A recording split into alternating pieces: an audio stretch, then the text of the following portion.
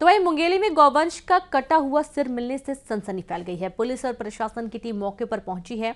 गौवंश का पोस्टमार्टम करवाया जा रहा है। मुंगेली के हेडसपुर गांव की ये पूरी घटना बताई जा रही है।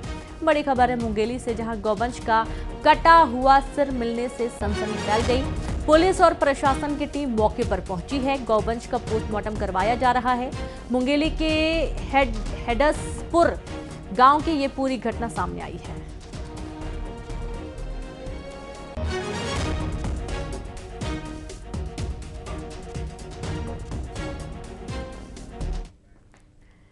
तो छत्तीसगढ़ वक्फ बोर्ड के अध्यक्ष सलीम राज के दावे से राज्य की सियासत गर्मा गई है।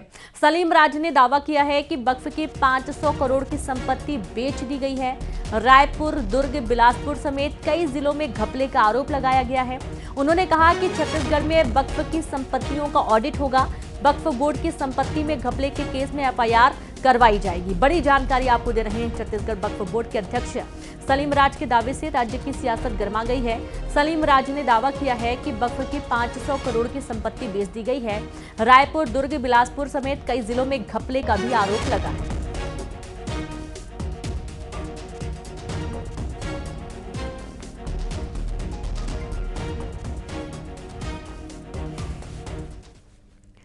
तो वहीं दूसरी तरफ वक्फ बोर्ड में फर्जीवाड़ा कर जमीन बेचे जाने के मामले में बीजेपी प्रवक्ता केदार गुप्ता का बयान सामने आया है। केदार गुप्ता ने कहा कि भूपेश सरकार में अल्लाह के नाम पर दान दी गई जमीन फर्जी तरीके से बेच दी गई। भूपेश सरकार का ये एक बड़ा घोटाला है और वक्फ बोर्ड को लेकर और सख्त कानून की जरूरत है। फर्जीवाड़े की जांच कर सरकार दोषियों को जरूर सजा देगी। छत्तीसगढ़ में भूपेश बघेल की कांग्रेस सरकार का एक बड़ा घोटाला कहूंगा मैं वक्फ बोर्ड में हुआ है और वक्फ बोर्ड की 500 करोड़ की संपत्ति को बेच दिया गया। जो अल्लाह के नाम पर दान दी गई थी उसे मुतवल्ली और जो दान दिया अपने नाम पर ट्रांसफर कराकर उसे बेच दिया। मुझे ऐसा लगता है इसमें और सख्त कानून की आवश्यकता है। केंद्रीय मंत्रिमंडल और माननीय मोदी जी की सरकार इसमें जो कानून ला रहे हैं उसकी वजह यही है कि खाली छत्तीसगढ़ नहीं पूरे देश में मुस्लिम समाज की संपत्ति को अवैध रूप से बेचा जा रहा है। मुझे ऐसा लगता है भूपेश बघेल की सरकार में ये बड़ा घोटाला उजागर। तो वक्फ की जमीन बेचने के मामले में कांग्रेस मीडिया प्रभारी सुशील आनंद शुक्ला का बयान आया है। उन्होंने कहा कि कांग्रेस सरकार के 5 साल में वक्फ की कोई जमीन नहीं बेची गई है। वक्फ अपने जरूरी काम छोड़कर गैर जरूरी काम कर रहा है। अगर वक्फ की जमीन बेची गई है तो इसकी जांच कर कार्रवाई होनी चाहिए। साथ ही ये बताना चाहिए कि गड़बड़ी कब हुई थी। वक्फ की संपत्ति का कहीं पे भी गड़बड़ झाला हुआ है तो कांग्रेस पार्टी मांग करती कि इस मामले की जांच करके निश्चित जो भी दोषियों उनके खिलाफ कड़ी कार्रवाई करना चाहिए और यह भी घोषित किया जाना चाहिए कि यह गड़बड़ी कब हुई थी। 2003 से लेकर 2018 के बीच हुई थी या नहीं हुई थी, इसको बताया जाना चाहिए। और जल्दी से दूर करेंगे संवाददाता आकाश शुक्ला जुड़ गया। आकाश, वक्फ बोर्ड की संपत्ति बेच दी गई, दान में दी गई और फिर उसे बेच दिया गया। एक बहुत बड़ा घोटाला बताया जा रहा है भूपेश सरकार का।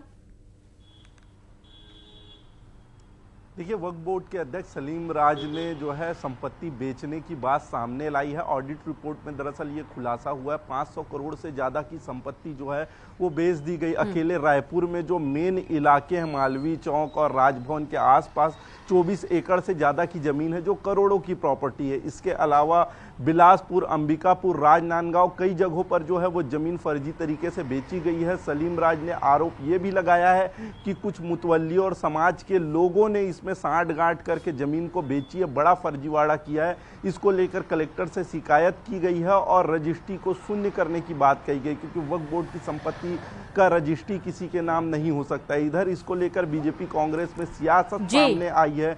भाजपा ने आरोप लगाया है कि ये कांग्रेस शासनकाल में बिकी है, तो वहीं कांग्रेस का ये कहना है कि इस पर जांच की जाए और तारीख और दिन के हिसाब से बताया जाए कि कब बिकी, क्योंकि कांग्रेस शासनकाल में किसी तरीके से संपत्ति नहीं बेची गई। जो भी ठीक है आकाश, रोकना चाहेंगे हमारे साथ अनुराग जी जुड़ गए बीजेपी से। अनुराग जी, बहुत स्वागत है आपका न्यूज़ 18 पर।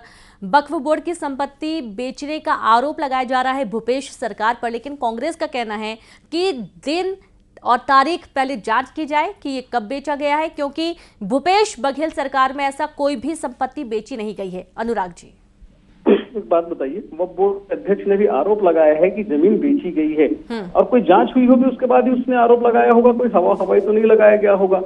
अब वो स्पष्ट बोले, इसके पहले ही चोर की दाढ़ी में तिनका कांग्रेस के कूद के आ गए कि हमारे कार्यकाल में नहीं बेची गई, हमने सब कुछ अच्छा किया है।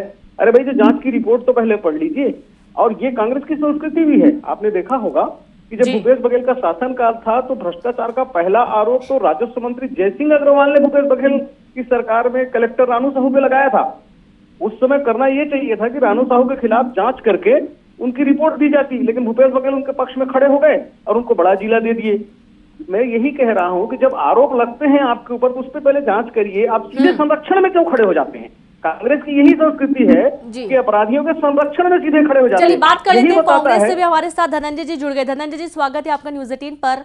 आप जानकारी है कि मुतवलियों के साथ मिलकर घपला किया भूपेश सरकार के दौरान, और यहाँ पर 500 करोड़ की संपत्ति को बेच दिया गया, जिसको दान में दिया गया, फिर उसी संपत्ति को बेच भी दिया गया। ये एक बहुत बड़ा आरोप लगाया जा रहा है। देखिए, पूरे देश में देखेंगे तो सरकारी संपत्तियों को बेचने का काम नरेंद्र मोदी की सरकार कर रही है, और 15 साल तक रमन सिंह की सरकार भी शाह की सरकार कर रही है। आपको याद होगा ना, सरकारी स्कूल कांग्रेस की सरकार ने कॉलेज बनाने जो 9 एकड़ जमीन आरक्षित किया था, जिसमें 3 करोड़ की राशि संरक्षित वो भी दिया था, प्रूफ किए थे, उस जमीन को शाह सरकार के मंत्री ने बेच दिया था। तो सरकारी संपत्तियों को बेचना, सरकारी चीजों को बेचना काम भारतीय जनता पार्टी की सरकारों का है। और वक्फ बोर्ड ने जो बातें कही है, आप देखेंगे उसने कहा कि बीते 20 वर्ष में वक्फ बोर्ड की संपत्ति को बेचा गया है। तो 15 साल तक छत्तीसगढ़ में रमन सिंह के मुख्यमंत्री थे, भाजपा की सरकार थी। इनको जांच करना चाहिए ना, आरोप लगाने के बजाय, क्योंकि वक्फ बोर्ड का जो अध्यक्ष है उसने भाई भाजपा सरकार की पोल खोल दी है। उन्होंने साफ साफ कहा है कि बीते 20 वर्षों में चीजें बिकी हुई है। तो भारतीय जनता पार्टी तिलमिला के हो रही है। हमारी सरकार कभी जमीन नहीं बेची है।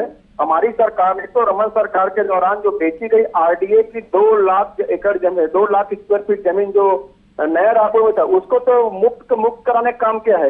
तो सरकारी संपत्तियों को बेचना, कौड़ी मोल बेचना, ये सब आरएसएस भाजपा के लोगों का काम है। कांग्रेस जमीन नहीं बेचती है, गरीबों को जमीन देती है, और संघी भाजपाई जो है सरकारी संपत्तियों को बेचते हैं। आप दोनों का बहुत शुक्रिया अपना अपना पक्ष रखने के लिए। हालांकि दोनों ही पार्टियां एक दूसरे पर आरोप लगा रही हैं, लेकिन जांच के बाद ही स्पष्ट हो पाएगा कि किस सरकार के दौरान संपत्तियों को बेचा गया है।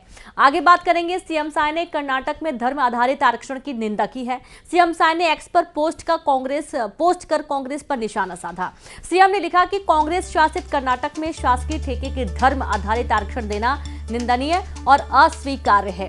जहां भी दुर्भाग्य से कांग्रेस सत्ता में होती है, वह भारतीय संविधान का सबसे पहले गला घोटने की कोशिश करती है। यह तुष्टीकरण की पराकाष्ठा है। धर्म आधारित आरक्षण के विरुद्ध वैसे भी अनेक बार माननीय न्यायालयों ने निर्णय दिया है।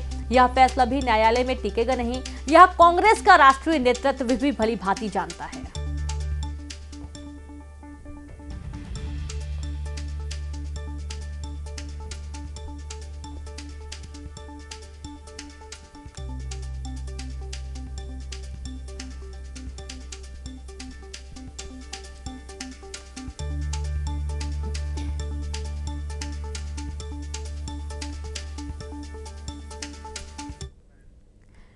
तो वहीं कर्नाटक में